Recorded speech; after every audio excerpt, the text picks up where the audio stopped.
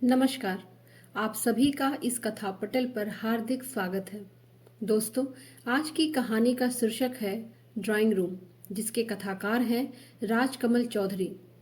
कविता को और कविता का नाम देने वाले राजकमल जी अल्पायु में ही चल बसे थे, परंतु महज 38 वर्ष की उम्र में ही उन्होंने मैथिली और हिंदी में दर्जनों उपन्यास, सैकड़ों कहानियां, कविताएं लिखी। वास्तव में राजकमल जी अपने समय से बहुत आगे लिखा करते थे। परंपरागत दृष्टि से अलग हटकर लिखने वाले इस रचनाकार पर उनके कहानियों को लेकर, चरित्रों को लेकर बहुत आरोप प्रत्यारोप भी लगाए जाते रहे। आधुनिक समाज के दिखावे और छल कपट की दुनिया को दर्शाते हुए व्यक्ति की व्यथा पीड़ा को अपनी कृतियों में स्थान दिया। इनके ऊपर बोल्ड होने का टैग भी लगा, जिसकी परवाह इन्होंने कभी नहीं की। गरीबी, बेकारी और भूख, इनका सामना समाज के हर वर्ग को करना पड़ता है। प्रस्तुत कहानी ड्राइंग रूम एक ऐसी लड़की की कहानी है जो माता पिता के ना रहने पर अपने 4 बहनों और एक भाई के जीवन निर्वाह के लिए नौकरी की तलाश में निकलती है। दुनिया भर की महंगी कलाकृतियों से सजा उस लड़की का ड्राइंग रूम देखकर लेखक अवाक रह जाता है। आगे क्या होता है जानने के लिए सुने कहानी ड्राइंग रूम, जिसके लेखक हैं राजकमल चौधरी। सीढ़ियों का रास्ता बहुत पतला था और दिन में भी अंधेरा छाया रहता था। अंधेरा इसलिए अधिक था कि मैं सीढ़ियां चढ़ते चढ़ते महसूस कर रहा था कि मेरे पांव वापस लौट जाना चाहते हैं। फोन पर जब उनसे मैं बातें कर रहा था, तब भी सोच रहा था कि फोन रख दूं, बातें बंद कर दूं। उनकी बातों में, बात करने के ढंग में, लहजे में, उच्चारण में काफी मिठास और इतनी एरिस्टोक्रेसी थी। एरिस्टोक्रेसी से मुझे बराबर भय लगता रहा है। धन संपत्ति से मुझे कभी भय नहीं लगा। बड़ी बड़ी कंपनियों के डायरेक्टरों के शीत अनुकूलित कमरों में निर्भय निशंक घुस जाता हूँ। अल्सेशियन से परिचय है मेरा, मगर अभिजात्यता से मुझे डर लगता है। बचपन देसी रियासतों में बीता है, और तब बीता है जब रियासतों के मालिक और नवाब शिकार खेलते थे, यूरोप जाते थे, गवैयों और पहलवानों को पालते थे, बिजनेस फॉर्म नहीं कायम करते थे, कांग्रेसी टिकट से इलेक्शन में नहीं खड़े होते थे, गांधी टोपी नहीं पहनते थे। अब वह समय नहीं रह गया, मगर एरिस्टोक्रेसी से मुझे डर लगता है। इसलिए फोन पर आयरिन से बातें करते वक्त भी मुझे डर लग रहा था, और अब सीढ़ियां चढ़ते वक्त भी मुझे डर लग रहा है। पता नहीं मेरी मामूली सी शक्ल और मेरे मामूली से कपड़ों को देखकर आयरिन पर क्या प्रभाव पड़ेगा। कॉल बेल बजाने पर 2 बातें हुई। अंदर के किसी कमरे से कोई बड़ा सा खूबसूरत कुत्ता 2-3 बार भौंक कर चुप हो गया। नौकरानी की तरह दिखती हुई एक औरत ने दरवाजा आधा खोला और सिर बाहर निकालकर पूछा, किसको खोजता है? मेरा नाम दयानंद है, मिस आइरिन ठाकुर को मिलने आया है, कहना खत्म नहीं किया था कि दरवाजा बंद हो गया। औरत का चेहरा गायब हो गया। सामने बंद दरवाजा था और दरवाजे पर प्लास्टिक की प्लेट पर लिखा था, मिसेज कैथरीन ठाकुर, यानी आइरिन की माँ। आइरिन की माँ फ्रांस की या बेल्जियम की थी, ऐसा मुझे पहले से पता है। आइरिन के पिता उच्च वंशीय ब्राह्मण थे और वायु सेना में उच्च पदस्थ अफसर थे। पिता अब नहीं है, माँ भी नहीं है, सिर्फ प्लास्टिक की नेम प्लेट है। आइरिन की माँ नहीं है, यह सोचकर अचानक मुझे बहुत दुख हुआ। बड़ी तेज इच्छा हुई कि एक बार उनसे मिल पाता। उनकी आंखों को और उनके चेहरे को और उनकी बातों को देखकर, सुनकर यह समझने की कोशिश करता कि उनकी आत्मा में कौन सी शक्ति थी जो उन्हें यह साहस दे सकी कि अपना सारा कुछ त्याग कर, खत्म करके यूरोप से भारत चली आई, हरदम के लिए। यह शक्ति उनमें नहीं, आइरिन के पिता में थी।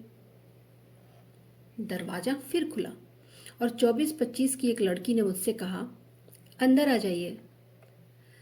24-25 की एक लड़की ने मुझसे फिर कहा, अंदर आ जाइए, और मुस्कुराई। इस मुस्कुराहट में नयापन नहीं था, एरिस्टोक्रेसी भी नहीं थी। वही था जो बड़े होटलों या बड़े दफ्तरों के रिसेप्शनिस्ट की मुस्कुराहटों में होता है। लगता है कि यह मुस्कुराहट मेरी चिरपरिचित है। लगता है कि इस व्यक्ति से पहले भी मुलाकात हो चुकी है। लगता है और हम अचानक ही बहुत आराम, हल्कापन और ताजगी महसूस करने लगते हैं। मैंने यह सब महसूस नहीं किया, क्योंकि यह मुस्कुराहट खुद मेरा पेशा है। लड़की किनारे हटती हुई बोली, आप बैठिए, दीदी बात ले रही है, 10 मिनट में आ जाएगी। ड्राइंग रूम इतना बड़ा नहीं था। मेरे ठीक सामने एक लंबा सोफा पड़ा था और सोफे पर 3 लड़कियां जापानी गुड़ियों की तरह बैठी थीं। बाईं तरफ दूसरा सोफा पड़ा था जिस पर 2 प्रौढ़ व्यक्ति बैठे थे। दाईं तरफ तीसरा सोफा था जिस पर एक युवक अकेला बैठा था। 3 सोफे पर 3 लड़कियां थीं और बीच में एक गोल टेबल था। टेबल पर चांदी के एक पुराने गुलदस्ते में चांदी की एक लड़की खड़ी थी और उसके हाथ में गुलाब के चंद ताजा फूल थे। दोनों प्रौढ़ व्यक्तियों ने एक साथ कहा, क्लब का वक्त हो रहा है, हम लोग अब चलें। जापानी गुड़ियों की तरह दिखती हुई तीनों लड़कियां मुस्कुराईं और उठकर खड़ी हो गईं। अकेले बैठे हुए युवक ने मुझसे कहा, बैठिए, दीदी अभी आती ही होगी, आपके लिए वेट कर रही थी, फिर बात लेने चली गई। प्रौढ़ व्यक्ति मेरी बगल से गुजरते हुए और तीखी निगाहों से मुझे देखते हुए कमरे से बाहर चले गए। सीढ़ियों से नीचे उतर गए। कमरे में 2 दरवाजे थे, जैसा अक्सर ड्राइंग रूम में होता है। दूसरे दरवाजे से तीनों लड़कियां चली गईं। उनके पीछे वह युवक भी चला गया। सिर्फ मुझे अंदर ले आने वाली लड़की दरवाजे के पास खड़ी रही और मैं एक कुर्सी पर बैठने लगा। नहीं नहीं, सोफे पर आराम से बैठिए, दीदी तुरंत आ जाएगी, वे आपकी ही प्रतीक्षा कर रही थी। उसने कहते हुए तेजी से एस्ट्रे उठा लिया और मेरे सोफे की बाह पर रखने लगी और मुझसे टकरा गई। मेरा चश्मा आंखों से उतरकर फर्श पर गिर गया। टूटा नहीं। वह जोरों से चीखी, sorry, I am very sorry. मैं उसकी चीख से डर गया, फिर बोला, नहीं, सॉरी होने की कोई बात नहीं है। मैंने आश्वासन दिया तो वह दोबारा मुस्कुराई और सामने की कुर्सी पर बैठ गई। बैठकर मेरी तरफ देखने लगी, मैं उसकी तरफ देखने लगा। काफी देर तक देखते रहने के बाद मैंने पूछा, आप आयरिन की बहन हैं? जी हाँ, सबसे बड़ी आयरिन है, फिर लीलू यानी लिलियन है जो सबसे बाईं तरफ बैठी थी, फिर मैं हूँ, फिर शीलू है जो सबसे दाईं तरफ थी, फिर मिनी। हम लोग 5 बहनें हैं। एक भाई है, सुभाष, जो अभी भीतर गया है। उसने विस्तार पूर्वक उत्तर दिया। मैंने पूछा, आपने अपना नाम तो बताया ही नहीं। तभी आयरिन आ गई। आती आती बोली, इसका नाम है शकुंतला। माँ उन दिनों कालिदास के नाटक पढ़ रही थी, मगर उन नाटकों का इस पर कोई असर नहीं पड़ा है। बड़ी बातूनी है और बहनों से झगड़ा करने के अलावा इसे कोई काम नहीं आता। शकुंतला शर्माने लगी। आयरिन हाथ में पड़ी कंघी बालों की एक लट में रोककर सोफे में धंस गई। आयरिन का तुरंत धुला हुआ चेहरा मुझे अच्छा लगा। चेहरे पर जरा भी मेकअप नहीं था, फिर भी नहीं लग रहा था कि उसकी उम्र 30 पार कर चुकी है। बिना बाहों वाली लोकट ब्लाउज और खादी की सफेद साड़ी में वह जरा भी विदेशनी नहीं दिखती थी। मैंने सुना था आयरिन 20-22 साल फ्रांस में रह चुकी है, मगर चेहरे पर या शरीर में कहीं भी फ्रांस नहीं था, यूरोप नहीं था। बाल खुले थे और पीठ पर कमर से नीचे फैल रहे थे। बाहें खुली थीं और संगमरमर की बनी मालूम होती थी। शकुंतला कमरे से बाहर चली गई। मैं चुपचाप बैठा रहा। आयरिन ने बालों को लपेटकर टेम्परेरी जूड़ा बांध लिया। जूड़ा बांधने की क्रिया के वक्त मेरी आंखें उसकी बाहों से चिपकी रहीं और मैं आतंकित होता रहा। आतंकित इसलिए होता रहा कि आयरिन जाने अनजाने अपने शरीर का प्रदर्शन कर रही थी और उसका शरीर अपने आप में शारीरिक अभिजात्य का सुंदरतम उदाहरण था। और पता नहीं मेरा स्वभाव ऐसा क्यों है कि मैं नारी शरीर से और अभिजात्य से यूं ही आतंकित होता रहा हूं। बेरा, हम लोगों के लिए कॉफी ले आओ। किसी अदृश्य शक्ति को संबोधित करते हुए आयरिन ने बड़े ही सुललित कंठ से पुकारा। ठीक मिनट भर के बाद कॉफी आ गई। कॉफी का ट्रे उठाए एक नेपाली लड़का आया। दो खाली प्याले, कॉफी पॉट, दूध का प्याला, चीनी का प्याला, एक बड़ी तश्तरी जिसमें आम, केले, संतरे के टुकड़े थे। फूलों वाली लड़की को थोड़ा खिसका कर ट्रे रख दिया गया। आयरिन मुस्कुराई और कॉफी बनाने लगी। मैंने सिगरेट जलाई। मैं तो समझती थी आप एकदम ऑक्सफोर्ड स्टाइल के आदमी हैं, मगर आप तो 100% भारतीय हैं। आपके आर्टिकल्स और कॉलम पढ़कर तो लगता है अंग्रेजी आपकी मदर टंग है। मैं तो बहुत डर रही थी। फ्रांस को मैं मदरलैंड की तरह जानती हूँ। फिर भी पता नहीं क्यों कॉन्टिनेंट के कायदे कानून मुझे पसंद नहीं। मुझे अपना यह देश ही अच्छा लगता है। अपना देश, अपना लिबास, अपने फल फूल। आयरिन कॉफी बनाती बनाती बोलती रही। मैं सिगरेट पीता पीता मुस्कुराता रहा। उत्तर मैंने कुछ दिया नहीं, जरूरत भी नहीं थी। मैं आयरिन को समझने की कोशिश करता रहा। माँ बाप क्या इतने रुपए छोड़ गए हैं कि आयरिन इतनी शानदारी से 3 बहनों और एक भाई बेरों नौकरानियों को पाल रही है। कमरे के फर्नीचर बेहद खूबसूरत और लेटेस्ट डिजाइन की इन खिड़कियों में झूलते हुए पर्दे कीमती जापानी हैंडप्रिंट के हैं। दीवारों पर ओरिजिनल पेंटिंग्स हैं और पेंटिंग से आयरिन की सुरुचि कला प्रियता का पता चलता है। फर्श पर पर्शियन कारपेट है। एक कोने में पियानो सेट है और दूसरे कोने में रेडियोग्राम। ड्राइंग रूम है और शादी करके चर्च से लौटती हुई किसी यूरोपियन राजकुमारी की तरह खूबसूरत सजी धजी है। ये पेंटिंग्स आपको अच्छे लगे? सामने वाला तो स्टडी मैथसी का है। एक और डीलर का कहना है अगर बेचूं तो 1-2 लाख से कम क्या मिलेंगे। और यह वाग है, यह पिकासो। आयरिन की आंखों में जैसे आर्ट की सारी खूबसूरती फैल गई। वाग, पिकासो, हेनरी मूर। बातें पेंटिंग से स्कल्पचर पर आई, स्कल्पचर से लिटरेचर और लिटरेचर से फिलॉसफी पर आ गई। आयरिन ने कहा, अचानक आपसे फोन पर बातें हुई और अचानक इस पहली मुलाकात में ही हम कितने नजदीक आ गए हैं। मैंने अनुभव किया, हम दोनों वाकई नजदीक आ गए हैं। वह मेरे ही सोफे पर बैठ चुकी थी और कॉफी सिप कर रही थी और फिलॉसफी की बातों में उतर आई थी। मुझे औरतों के मुंह से फिलॉसफी अच्छी नहीं लगती, कविता अच्छी लगती है। आयरिन ने रुक रुक कर रेशम जैसे मुलायम और तुरंत खुले हुए बादल जैसे कुंवारे लहजे में मुझसे कहा और नजरें झुकाकर कॉफी के अपनी अध खाली प्याले की तरफ देखती रही। प्याला खाली हो गया। एक बार ही नहीं, धीरे धीरे प्याला खाली होता गया और मेरा भय बढ़ने लगा। और कमरा भारी होता गया। कमरे की हर चीज का वजन बढ़ने लगा। चांदी की वह लड़की, गुलाब के सुर्ख सुर्ख फूल और जापानी प्रिंट के पर्दे, दीवारों पर फैली क्यूबिक तस्वीरें। तब मैंने कहा, सादगी मुझे बहुत प्यारी है। सफाई और साफगोई पसंद करता हूँ। लिपस्टिक से और किक मेकअप से मुझे नफरत है। मैं बुद्धि और बौद्धिकता से लगाव रखता हूँ। बीथोवन और मोजार्ट से ज्यादा मुझे ब्रह्मास पसंद आता रहा है। मुझे बायरन नहीं चाहिए, मिल्टन चाहिए। नहीं, मिल्टन भी नहीं चाहिए, रविंद्रनाथ चाहिए। और तभी आयरिन ने कहा कि उसे रविंद्र संगीत से प्यारी और कोई चीज लगती ही नहीं है। और खास अवसरों के अलावा वह लिपस्टिक नहीं लगाती, मेकअप नहीं करती।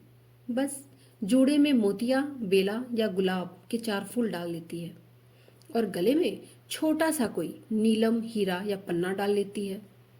सिल्क से उसे नफरत है। ज्यादातर खादी या हैंडलूम पहनती है और उसके अपने कवि तो दानते हैं।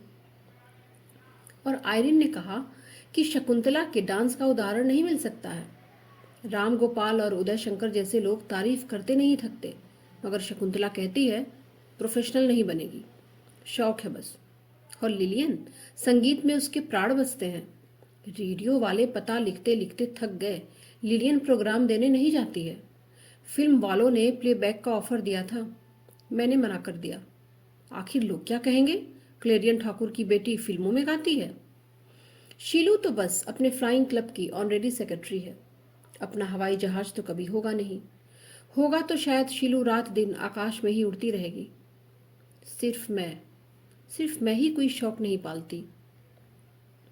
बस रात दिन किताबें पढ़ती रहती हूँ और सोचती हूँ कि अपने देश के लोग अपना कल्चर क्यों तोड़ रहे हैं। बेरा वापस आया और ट्रे उठाकर चला गया। आयरिन ने चांदी की लड़की के हाथ से एक गुलाब छीन लिया और पंखुड़ियों पर उंगलियां फेरती रही। एक दो पत्ते टूट गए। मैंने अपने पैकेट का आखिरी सिगरेट जलाया और कहा, तो फिर आपने इतनी मामूली सी नौकरी के लिए एप्लीकेशन क्यों दिया है? आपको पता है आपको कुल 300 रुपये मास मिलेंगे। आपने मुझे बेकार यहाँ बुलाया, बेकार मुझसे परिचय किया। मैं आपको रिकमेंड नहीं कर सकूंगा मिस आयरिन। हमें तो कोई साधारण सी लड़की चाहिए जो हमारे अखबार के विमेन सेक्शन को संभाल सके। मुझे विश्वास है आप खुद भी इतनी सस्ती नौकरी स्वीकार नहीं करेंगी। I am sorry. Miss Irene ने अपनी भारी और बड़ी बड़ी पलकें उठाकर मेरी ओर देखा। फिर पलकें गिर गईं। फिर वे गुलाब के फूल को देखती रही जिसकी पंखुड़ियां फर्श पर बिखर चुकी थीं। फिर वे चांदी की लड़की को देखती रही, पॉलिश नहीं होने की वजह से जिसके शरीर पर जगह जगह दाग आ गए थे। फिर वे मुस्कुराईं। यह मुस्कुराहट होटलों के रिसेप्शनिस्ट की मुस्कुराहट नहीं थी। यह मुस्कुराहट मेरे लिए अपरिचित थी। यह बहुत साफ, बहुत नंगी और बहुत तीखी मुस्कुराहट थी। आयरिन का जूड़ा खुल गया था और लंबे बाल चेहरे के दोनों तरफ फैल आए थे। सीलिंग फैन की तेज हवा में सिहर रहे थे।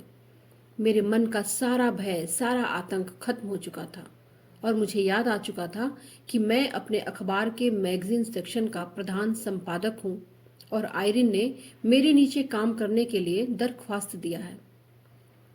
देखिए दयानंद साहब, आपने इतने साफ लफ्जों में नहीं पूछा होता तो मैं यही कहती कि मैं रुपयों के लिए नहीं, शौक के लिए, जर्नलिज्म के अपने शौक के लिए आपके न्यूज़पेपर में काम करना चाहती हूँ।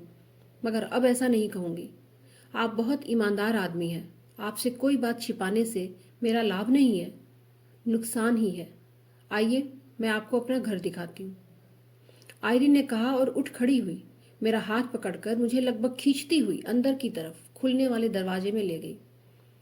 पर्दा हटाकर हम दोनों भीतर गए। भीतर कुछ नहीं था।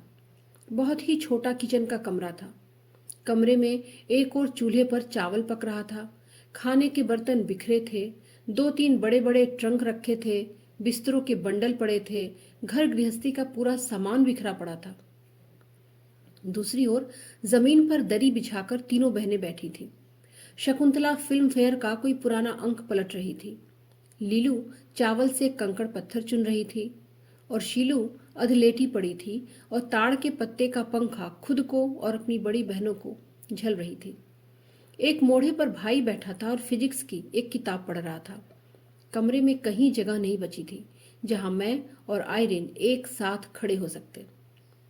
बहनों ने और भाई ने मुझे नहीं देखा क्योंकि मैं आधा पर्दे के और आधा आयरिन के पीछे छिपा था। शकुंतला ने बहुत उत्सुक और चिंतित स्वर में पूछा, दीदी तुम्हें नौकरी मिल जाएगी ना? वे क्या कह रहे थे? मैं वापस आकर सोफे पर बैठ गया। आयरिन वापस आ गई।